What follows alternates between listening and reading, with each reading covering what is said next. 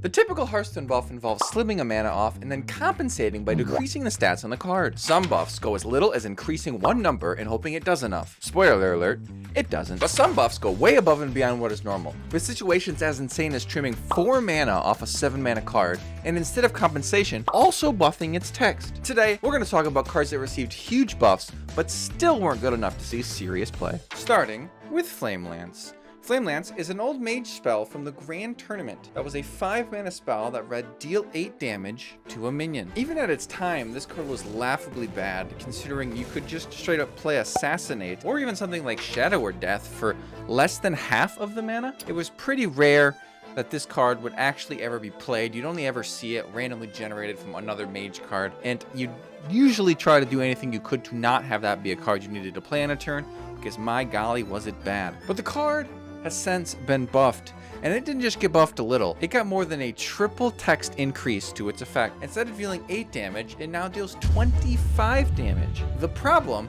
is that the reason this card was bad was not the amount of damage that it dealt to a minion, but that it, one, could only deal damage to minions, I suppose is what something you could argue, but also that it costs so much mana compared to other more effective removal. I do think it's super cool and much more flavorful to be deal 25 than deal 8, because at least it's like makes a statement when you do it, but this card is still very bad, and there's not a lot you can say about it. It's still only ever going to be played if it gets randomly generated. Next up, we have Ball of Spiders, a 6 mana hunter spell that summons 3 1/1 web spinners. This card not only got a text change to be a little bit more explanatory for people who had no idea what the card did, now reading summon 3 1/1 web spinners, and then it clarified that they have death rattle, get a random beast. But not only did it get cleaned up, this card got its mana cost cut in half. This went from a 6 mana spell that summoned 3/3 worth of stats with death rattles to a 3 mana spell that summoned 3/3 worth of stats that gave death rattles. Why on earth this card costed 6 in the first place is crazy. I think maybe early Hearthstone, they didn't want lots of value generation like they do today. And so they kind of took the future value that you could get into consideration way too much when designing the mana cost for this card. Like even back then, this card could have cost 4, maybe 3, but it would probably have been too good at 3, but it definitely could have probably costed 4. 6 was crazy. And outside of when this was initially buffed, seeing some play in the Twist mode, which is a side mode for Hearthstone that rotates every few months and has different ways to play. It saw play in that initially for a little bit. People tried it out in Wild after the buff in Beast Hunter, because it's a way to summon 3 beasts that you could pair with Starving Buzzard to draw a bunch of cards, which generate other beasts, which you could use. This card even got added to the core set, so you could try it out in current day standard, but outside of a little bit of play in Token Hunter to try to combine it with Saddle Up, this card fell out of the way as well. Problem is, random beasts are terrible. 3 mana for 3/3 with the stats is terrible, so this card quickly fell out of the top 30 and got cut from decks again, which is crazy to say about a card that had its mana cost cut in half. It lost 3 mana from the card, which is unheard of, only happened a few times in Hearthstone, and in this case, it still was not good enough for this card to really do very much. Next up, not really a true candidate of getting a huge buff and doing nothing, but I have to talk about it because it's funny. Worgen Greaser used to be a 4 mana 6/3 that was added in the Gadget Zan set as just a pack filler vanilla minion. 4 mana 6/3, obviously very bad. You'd rather even play 4 mana 4/5 Chillwind Yeti from Classic. So this card from the get-go was just like an evolve card or like a randomly generated card that would sometimes show up that was like intended to be bad. Well, 6 years after the card came out, this card got buffed. And then another year later, it got buffed again. It is now a 4 mana 6/5, which is a pretty substantial buff from where it started as a 4 mana 6/3. Obviously, no matter how many stats you give a card relative to reality, a card with no text in Hearthstone is absolutely nothing. It's just another card you throw out into the board, which inevitably gets killed by the massive amounts of AoE and removal that this game has now. But what's so cool about this card, despite it being a pack filler, is that when in 2022, Blizzard released April Fool's patch notes, they included this getting buffed to 4 health as a joke within the patch notes. And later, undocumented, they didn't actually put it in an official patch notes, they ended up secretly adding this to the live game. And then sticking with that theme, a year later, they gave it another health. So we're gonna wait around and see here if this card keeps going up. I don't think it will. I think it stopped because it's already been April Fool's of 2024 and it didn't get increased. But I guess technically speaking, it went to 5 back in August of 2023. So theoretically, 1 year after that, we could have it go to 6 health, but I'm not holding my breath. Next up, we have Flame Leviathan, one of the older cards on this list, all the way back from the Goblins vs. Gnomes set in 2014, which is coming up on 10 years ago, specifically being December of 2014. This card, a 7 mana mech that reads, when you draw this, deal 2 damage to all characters. What do they do to buff this? They gave it a whole new keyword. They gave it Rush. So not only does it AoE when it's drawn, but it also has Rush, and on top of that, you'll notice, it now deals 2 damage to all characters except mechs. So if you put this in a mech deck, you actually have only positive synergies with this effect, because there are a lot of things wrong with this card. The first was that it dealt damage to your own minions. It still does that, but you can now build your deck in a way where it doesn't. So that alleviates one issue. Another issue is that once you've drawn it, it is now a War Golem. It is a 7 mana 7/7 that does nothing. Right? It doesn't do nothing. So giving it Rush allows it to do something immediately the turn that you play it. And with this change, actually, it is now the oldest, or rather first collectible mage card to have Rush, because they gave Rush retroactively to a GVG card. Obviously, this card, still not very good. If you're going to be playing a mech mage deck or a Reno mage deck, you're still going to end up putting your own stuff. And it's okay because it's a mech and it can be tutored by things like Seafloor Gateway. So you can actually decide when you want to draw a Flame Leviathan if it's your only mech. And if you're playing a mech deck, it doesn't really matter when you draw it because it's not going to hurt your own board. But it's still a 7 mana minion. Its effect is still relatively lackluster. Rush helps a lot. The buff's massive, but the card just does not have a great place to do anything of substantial benefit. Next up, we have Warhorse Trainer, which I think definitely, without a doubt, it's the strongest card to ever be buffed and not see play. Quite frankly, it may just be the strongest paladin card in the game right now that isn't seeing play. This card is bonkers. If you don't know, Warhorse Trainer used to be a 3 mana 2/4 that read, your Silver Hand recruits have 1 attack. 3 mana 2/4, kind of lackluster. Giving your Silver Hand recruits an attack, kind of lackluster. That's like a raid leader, but with 1 extra attack, and it's a paladin card. I mean, this is how they designed TGT cards. Of course, it's from the Grand Tournament, right? It's like slightly better than the garbage we already have in the game, right? Which is like what the Grand Tournament did. Nowadays, though, this card reads, your Silver Hand recruits have 2 attack, so twice as good. But importantly, they also have Taunt. Your Silver Hand recruits have +2 attack and Taunt. Not to mention, this 3 mana 2/4 is now a 3 mana 3/4, so on its own, it's a significantly better card. This card is bonkers. If there was any reason that you could get away with for playing Silver Hand Recruit Dude Paladin of any kind, whether it be Odd Paladin, Spammy Token Paladin, whatever it is, if there was any reason you could get away with to successfully play that archetype, 2 of these would be on the deck. This card is bonkers. Unlike the other cards on this list, the buff mattered, but there's just no home for the card. There's no way you can actually play this card right now. It very well may come back to be good again at some point. I don't know, but it's a unique case on this list where the buff should matter, but like it's just kind of sitting there like being a piece of gold just in a construction site full of broken garbage. Like it doesn't have anything around it. The Silver Hand recruits as a mechanic just aren't strong enough for this card to be able to see its light in the sun. But if this card came out like this, when it came out in the Grand Tournament, it would have absolutely been one of the first Hearthstone cards to ever get nerfed. This is bonkers if it came out like this today. Real quickly, we're going to talk about Adlad Grizzly. If you don't know what this card is, you're not alone. I don't see why anyone would know what this card is. Adlad Grizzly is a card that reads, after you summon a minion, give it +1/+1. It is a 3 mana 2/2. So bad stats for the cost. However, that's the old version. Nowadays, we have 2 mana, 1 mana cheaper, and 2 attack, 3 health, 1 more health.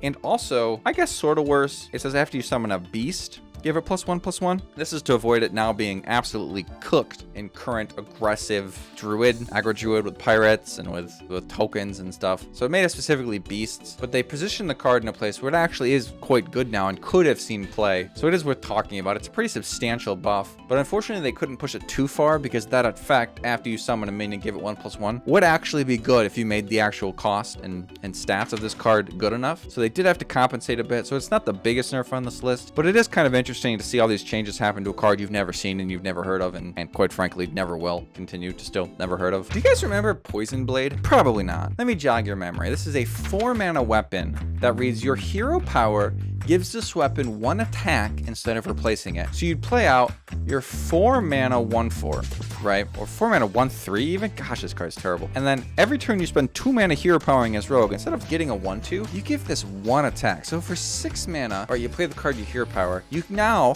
have a 2 attack, 3 durability weapon. I mean, what? Is this not the worst card that's ever been released in the history of ever? That's crazy. Which makes it not surprising to see that this card now costs only 2 mana with the exact same effects and stats on the card. They cut the card in half, man. Because guess what? For 4 mana, playing this card plus hero powering, you're getting a 2 mana, 2 attack, 3 durability weapon, which is still just absolutely doo-doo. So of course, just like the old times, the only way you can make this card work is if you can somehow get it so that your hero power costs 0 and can be done multiple times in a turn. You have to generate some sort of nonsense with like Caldera Drake or something. Yes, if you look for it on YouTube, you'll see Dane doing it or somebody else. It's been done. Now you have to spend half as much mana to get there, but the card still atrocious, still has no place outside of just an ultra terrible meme deck. But who knows? Maybe one day it'll become way easier to make your hero power cost 0, and it'll be way easier to get a way to make it repeatable, and this card will break. But for now, this massive buff is doing absolutely nothing. Next up, we have Knight of the Wild, which is quite an interesting card if you've played Wild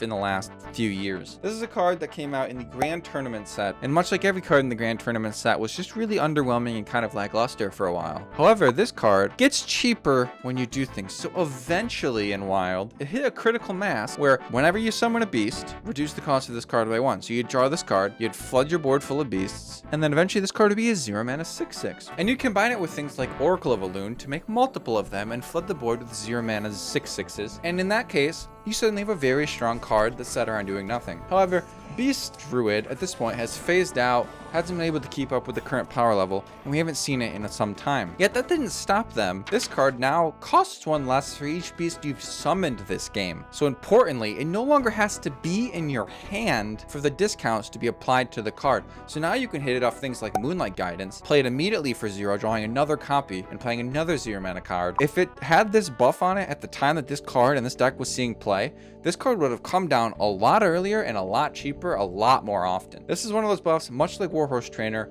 that if it ever has the right support around it again, it could see play and it will be good because it is just a 0 mana 6/6. But currently, a pretty massive change, making it so you don't have to have this card in your hand, but it isn't enough to make it see any play or bring back that archetype on its own. But maybe one day we'll get there. But interesting change. Probably a feels good change all around, although one could argue playing against 0 mana 6/6s or 0 mana anything's not the most fun, but at least you have to summon 7 beasts to get it there. So you're at least like 2 or 3 turns into the game, which is like basically late game at this point. I mean, what are we talking about? Next up, we're revisiting one of my favorite expansions of all time, Hearthstone's Journey to Ungoro. With Journey to Ungoro came a 9 mana warrior card by the name of King Mosh. That was a 9 attack, 7 health minion that read Battle Cry, destroy all damaged minions. The idea being you'd use a 1 mana Whirlwind and a 9 mana King Mosh to clear the entire board. Similar to maybe 10 mana Acid Maw Dreadskill combo from Hunter. 2 cards, clear everything, wombo combo. Unfortunately, 9 mana for King Mosh held the brunt of that 10 mana combo, and it was really expensive, and you can just like execute the big threat for 1 mana instead of King Moshing it. So outside of like Arena and Random Generation, King Mosh really didn't do a whole lot. I'm sure you're gonna be like, well, I have this memory of King Mosh and I played him in this deck. Sure, like King Mosh was fine. Showed up occasionally, wasn't very good. But they buffed this card. So it is no longer a 9 mana 9/7. It's now all the way down to 7 mana. I don't know why sometimes they buff cards by 3 and sometimes when they buff them by 2. Like this card could cost 5. Maybe at 5 you'd have to compensate the stats a little bit. Maybe like a 7 or something. I don't even know. Might even be fine. They only made it a 7 mana 9/7, but that's still 2 mana off. That's still a huge buff. If you buffed cards in Standard by 2 mana, just about every card becomes pretty relevant pretty quickly. Maybe one day we'll have a Beast Warrior, which sounds hilarious to say, but you never know. It is a big beast. Maybe it'll do something eventually. But currently, it is a big beast that does not matter. Speaking of big beasts that do not matter, we have Tyrantus next up on this list. Tyrantus, of course, is the goodest of boys, so he matters to me. But competitively, he does not matter at all. Tyrantus added as a 10 mana 12/12 that reads, can't be targeted by spells or hero powers. So 10 mana, 12 attack, 12 health, fine, not really. 10 mana cards back in the day didn't see a lot of play because they didn't make 10 mana cards that immediately did something. They tried kind of splitting the difference with this card where it didn't do anything when you played it, but it was hard to get rid of.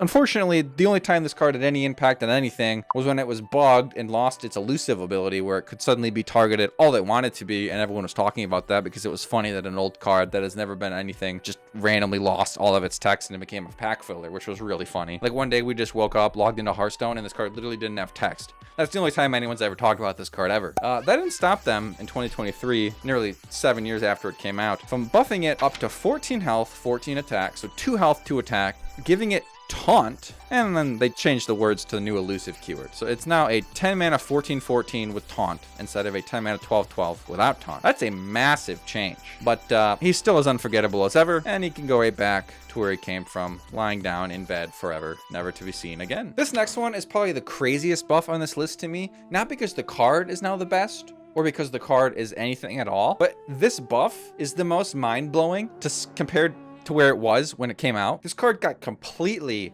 jacked up to the moon. I mean, this card would be a powerhouse if it came out back in the grand tournament looking like it does now. What we're talking about here is a Nubarak. A Nubarak, when it came out, was a 9 mana minion. That red, Death Rattle, return this to your hand and summon a 4/4 Nerubian. So it's a pseudo infinite value card where you play a 9 mana card, it's a big threat. If they kill it, you get a little threat and you get the 9 mana card back in your hand, so you can kind of just, as long as you're in a stable position in the game, you can just keep plopping down this card. Obviously, it's so expensive that never happened, but it was a thing that existed. So one problem it has is it's too expensive, right? So let's trim a mana off. Let's make it 8. Another problem it has is that you have to keep replaying this card, right? To get your infinite value, you have to keep replaying it, right? Like every time you play it and they kill it, you get a consolation 4/4 Nerubian, but then you have to play it again. And I mean, come on, who pays mana for Hearthstone cards anymore, right? So let's change its text too. Let's make it so when it dies, it summons a 4/4 Nerubian. But let's forget about the returning this to your hand part. I don't want to have to spend mana for this card again. I already did that. So instead,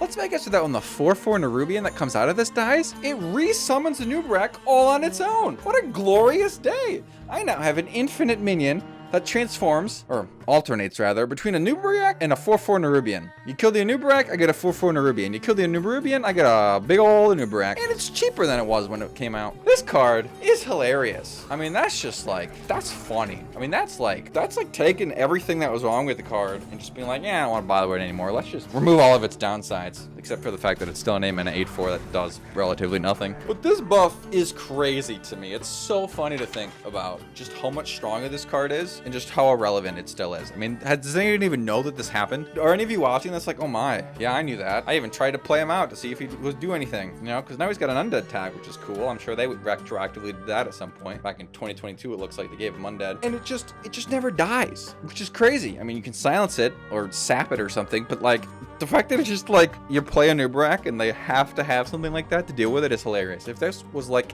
this good at any point in the first 6 years of Hearthstone, it may have saw in play. But if you're gonna wait until the end of 2023 to make it like this, obviously no one's gonna even look at it. But what a crazy buff. Sticking with the absolutely bonkers buffs, we have another druid card, another big beast even. We have Malorn. When this card was added, it was a 7 mana 9/7 that read Death Rattle, shuffle this minion into your deck. So it's kind of like a Nubarak where you could get like kind of infinite value, but like it was even worse because it went in your deck. But like I guess that's sort of better sometimes if you're like fatiguing, it like keeps delaying your fatigue if they like have to kill the 9/7. But it's like kind of just a 7 mana 9/7 that you never see again. Let's cut the part out where it goes into my deck. I don't want to have to redraw this card and replay it, right? We've been over this. Let's make it so that when it dies, it goes dormant. And let's like chuck on some random nonsensical way to make it undormant so I can have my Malorn back. Revive after 2 friendly beasts die. What? Since when is this a beast druid card? I mean, I don't know.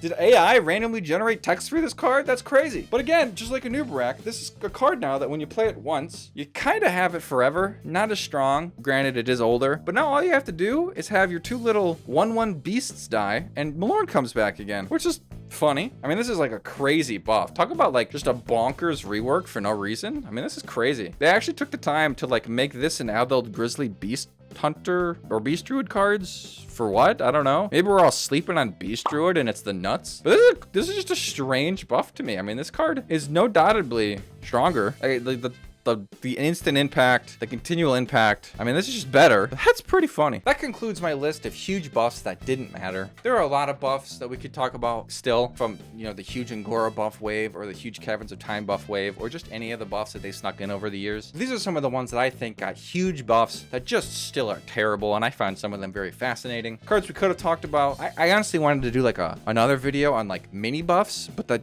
like, they're not like significant, but they make cards not look right? Like Curious Glimmerroot, 3-mana 3/3, does the thing, right? It just looks natural. Like, that's a card. We've all played it. We've all seen it. It's a solid card. It's a 3-mana 3/4 now. Why? No idea. If you want to hear a video about me talking about cards like that, and, you know, like Emerald Hive Queen, which is a 1-mana 3/3 now. Huh? What? Why? I don't know why.